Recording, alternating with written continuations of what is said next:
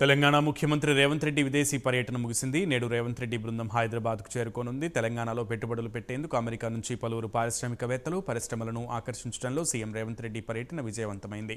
పెట్టుబడులే లక్ష్యంగా అమెరికా, దక్షిణ కొరియాలో సీఎం రేవంత్ పర్యటించారు. ఈ నెల 3న సీఎం రేవంత్ బృందం అమెరికా వెళ్లింది.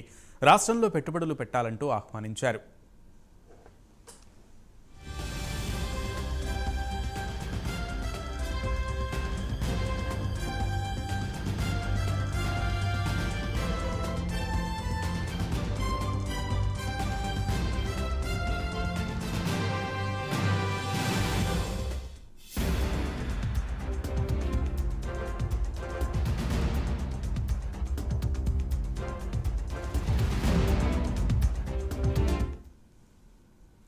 నేడు కాగ్నిజెంట్ కొత్త క్యాంపస్కు శంకుస్థాపన చేయనున్నారు. కోకాపేటలో సీఎం రేవంత్ రెడ్డి శంకుస్థాపన చేయనున్నారు. ఈ నెల 5న తెలంగాణ సర్కార్తో కాగ్నిజెంట్ ఎంఓయూ కుదుర్చుకుంది.